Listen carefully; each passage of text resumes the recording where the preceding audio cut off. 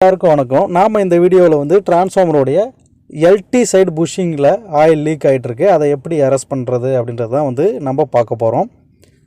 Last வீடியோவில் நம்ம பார்த்துருந்தோம் டிரான்ஸ்ஃபார்மருடைய HT சைடு புஷிங்கில் ஆயில் லீக் ஆகிட்டு இருந்தது. அந்த அரெஸ்ட் பண்ண ஒர்க்கை தான் வந்து லாஸ்ட் வீடியோவில் பார்த்தோம். இந்த LT சைடு புஷிங்கில் லீக்கும் இல்லை HT சைடு புஷிங்கில் இருக்கிற லீக்கும் அரெஸ்ட் பண்ணுறது வந்து ரெண்டுமே சிமிலரான ஒர்க்கு தான். ரெண்டுமே கிட்டத்தட்ட சேமான ஒர்க்கு தான், பெரிய வித்தியாசம் இல்லை. அந்த last HT side leak arrest பண்ணும்போது ஒரு சில பாயிண்ட்டை வந்து நம்ம விட்டுருந்தோம். அந்த பாயிண்ட்டெல்லாம் கவர் பண்ணுறதுக்காக தான் இந்த video. HT side leak arrest பண்ணதுக்கும் இந்த டிரான்ஸ்ஃபார்மரில் LT சைடு லீக் அரெஸ்ட் பண்ணுறதுக்கும் என்ன வித்தியாசம், புஷிங்கில் என்ன வித்தியாசம்னு பார்த்தீங்கன்னா, இது வந்து டெல்டா ஸ்டார் டிரான்ஸ்ஃபார்மரு. அதனால் ப்ரைமரியில் ஒன்லி RYB 3 புஷிங் மட்டும்தான் இருந்தது. செகண்டரி வந்து ஸ்டார்ன்றதுனால RYB அண்டு நியூட்ரல் இருக்குது. இதுதான் புஷிங்கோடைய வித்தியாசம். இந்த புஷிங் வந்து HT சைடு புஷிங் சைஸை விட பெருசாக இருக்குது. காரணம் என்னன்னு பார்த்தீங்கன்னா, இந்த புஷிங் பிட்வீனில் இருக்கிற புஷிங் பஸ்ஸு வந்து சைஸு பெருசு. எதனால் இந்த பஸ்ஸோடைய சைஸு பெருசாக இருக்குது அப்படின்னு பார்த்தீங்கன்னா, LT சைடு கரண்ட் ரேட்டிங் அதிகம். அதாவது இது வந்து 1000 kVA டிரான்ஸ்ஃபார்மர், அதாவது 1 MVA டிரான்ஸ்ஃபார்மர். இந்த டிரான்ஸ்ஃபார்மரில் ப்ரைமரியில் 53 ஆம்ஸு, செகண்டரியில் வந்து 1333 ஆம்ஸு. இந்த secondary side high rating current இருக்கிறதுனால பஸ்ஸோடைய சைஸ் வந்து பெருசாக இருக்குது. அதனால் புஷிங் வந்து சைஸ் வந்து கொஞ்சம் பெருசாக இருக்குது கம்பேர் பண்ணும்போது HT சைடு, அதாவது ப்ரைமரி சைடை கம்பேர் பண்ணும்போது செகண்டரி சைடு இருக்கிற புஷிங் வந்து சைஸ் பெருசாக இருக்குது. இந்த புஷிங்கோடைய கேஸ்கெட்டை சேஞ்ச் பண்ணணுன்னா எல்லா புஷிங்கும் வெளியில் ரிமூவ் பண்ணணும். வெளியில் ரிமூவ் பண்ணணுன்னா டிரான்ஸ்ஃபார்மருடைய டாப் கவர் ஓப்பன் பண்ணணும். டிரான்ஸ்ஃபார்மருடைய டாப் கவர் ஓப்பன் பண்ணிவிட்டு உள்ளே இருக்கிற வைண்டிங், செகண்டரி வைண்டிங்கை வந்து டிஸ்கனெக்ட் பண்ணிவிட்டு இந்த புஷிங்கை வெளியில் எடுக்கணும். இது வந்து ரொம்ப பழைய டிரான்ஸ்ஃபார்மரு, அதனால் கேஸ்கட் வந்து ரொம்ப ஹார்டாக இருக்குது. அதனால் டிரான்ஸ்ஃபார்மருடைய எட்ஜஸை வந்து ஹீட் பண்ணி தான் டிரான்ஸ்ஃபார்மருடைய டாப் கவரை ஓப்பன் பண்ணுறோம்.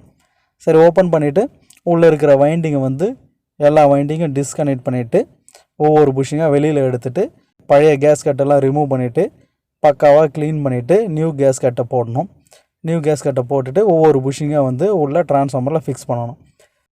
நியூ கேஸ்கட்டை போட்டுட்டு இதை டைட் பண்ணுறதை பற்றி லாஸ்ட் வீடியோவில் நான் சொல்லலை. இந்த கேஸ்கட்டோடைய சைஸ் வந்து பார்த்திங்கன்னா, இப்போ நம்ம யூஸ் பண்ணிகிட்ருக்கிற இந்த கேஸ்கட்டோடைய திக்னஸ் வந்து 6 mm கேஸ்கட்டு. இந்த 6 mm கேஸ்கட்டு நம்ம புஷிங்கில் போட்டுட்டு டைட்னஸ் வைக்கும்போது அட்லீஸ்ட் ஒரு 2.5 mm ஆச்சும் கம்ப்ரஸ் ஆகணும்.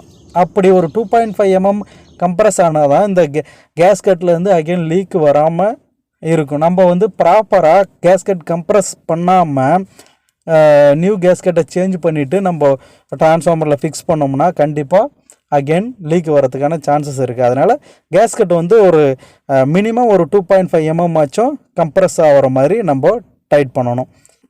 அடுத்து எல்லா கேஸ்கட்டும் சேஞ்ச் பண்ண பிறகு 1 by 1 டிரான்ஸ்ஃபார்மரில் ஃபிக்ஸ் பண்ணிவிட்டு வைண்டிங்கை வந்து இன்சைடில் செகண்டரி வைண்டிங் பஸ்ஸை வந்து கனெக்ட் பண்ணணும். அவுட் சைடில் வந்து LT கேபிளை வந்து கனெக்ட் பண்ணிடணும். கனெக்ட் பண்ணிவிட்டு டாப் கவரை க்ளோஸ் பண்ணிவிட்டு டிரான்ஸ்ஃபார்மரில் ஆயிலை வந்து லோட் பண்ணலாம். இங்கேயும் சேம் தான். நம்ம வந்து LT சைடு லீக் அரெஸ்ட் பண்ணும்போது ஃபுல்லாக ஆயில் ட்ரெயின் பண்ணலை.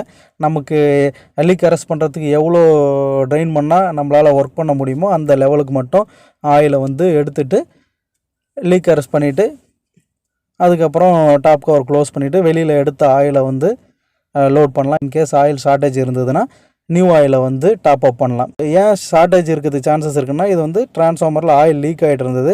அதனால் ஆயில் லெவலு வந்து குறைஞ்சிருக்கும். அதனால் எவ்வளோ ஷார்ட்டேஜ் இருக்கோ அவ்வளோ ஆயிலை வந்து டாப் அப் பண்ணிவிட்டு லெவலை வந்து மெயின்டைன் பண்ணணும்.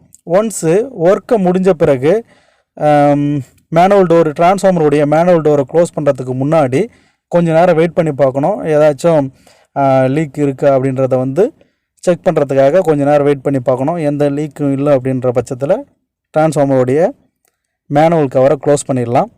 க்ளோஸ் பண்ணிவிட்டு டிரான்ஸ்ஃபார்மருடைய பேசிக் டெஸ்ட்டை வந்து எடுக்கணும். லாஸ்ட் வீடியோவில் சொன்ன மாதிரியே தான் டிரான்ஸ்ஃபார்மருக்குள்ளே நம்ம டிரான்ஸ்ஃபார்மருடைய டாப் கவரை ஓப்பன் பண்ணிவிட்டு நம்ம உள்ளே ஒர்க் பண்ணியிருக்கோம். இன்கேஸ் ஏதாச்சும் வைண்டிங் வந்து டேமேஜ் ஆகிருக்கலாம், இல்லை இன்சுலேஷன் வந்து பிரேக் ஆகிருக்கலாம், இல்லை ஏதாவது ஒரு வைண்டிங் வந்து கட் ஆகிருக்கலாம். இந்த மாதிரி டேமேஜ் ஏதாச்சும் ஆகிருந்ததுன்னா நம்ம டெஸ்ட் பண்ணிவிட்டு டிரான்ஸ்ஃபார்மரை சார்ஜ் பண்ணுறது நல்லது. நம்ம டெஸ்ட் பண்ணாமல் டிரான்ஸ்ஃபார்மரை சார்ஜ் பண்ணோம்னா கண்டிப்பாக வைண்டிங் வந்து ஃபெயிலியர் ஆகிறதுக்கான சான்சஸ் இருக்குது.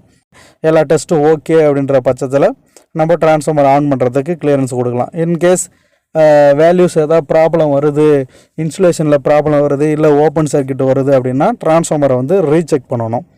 இந்த பர்பஸ்க்காக தான் வந்து டெஸ்ட் எடுக்கணும் அப்படிங்கிறது. அடுத்து டிரான்ஸ்ஃபார்மரில் டெஸ்டிங்லாம் எப்படி எடுக்கணும், இந்த வேல்யூஸ் எல்லாம் எப்படி இருக்கும் அப்படின்றத வந்து அடுத்தடுத்து வீடியோவில் நான் அப்லோட் பண்ணுறேன், கண்டிப்பாக பாருங்கள். இப்போ வந்து எல்லா பேராமீட்டரும் ஓகே, டிரான்ஸ்ஃபார்மரை வந்து சார்ஜ் பண்ணலாம். இதில் ஒரு முக்கியமான விஷயம் என்னென்னா, நம்ம ஒர்க்கை ஸ்டார்ட் பண்ணுறதுக்கு முன்னாடி, அதாவது இந்த லீக்கு அரெஸ்ட் பண்ண போகிறோம், இந்த டிரான்ஸ்ஃபார்மரில் லீக் அரெஸ்ட் பண்ண போகிறோம் அப்படின்ற ஒர்க்கை ஸ்டார்ட் பண்ணுறதுக்கு முன்னாடி இந்த டிரான்ஸ்ஃபார்மர் ஆனில் இருந்ததுன்னா நம்ம இனிஷியலாக வந்து டிரான்ஸ்ஃபார்மருடைய செகண்டரி வோல்டேஜும் அப்புறம் எவ்வளோ லோடு எடுத்துகிட்ருக்கு அப்படின்றத வந்து செக் பண்ணி வச்சுக்கணும். ஒன்ஸு ஒர்க்கு கம்ப்ளீட் ஆன பிறகு டிரான்ஸ்ஃபார்மரை திருப்பி சார்ஜ் பண்ணும்போது வோல்டேஜ் செக் பண்ணி அப்புறம் லோடு செக் பண்ணி ரெண்டுத்தையும் கம்பேர் பண்ணி பார்த்துக்கலாம். அதுக்காக வந்து இனிஷியலாக வோல்டேஜையும் லோடையும் நோட் பண்ணி வச்சுக்கிறது ரொம்ப நல்லது.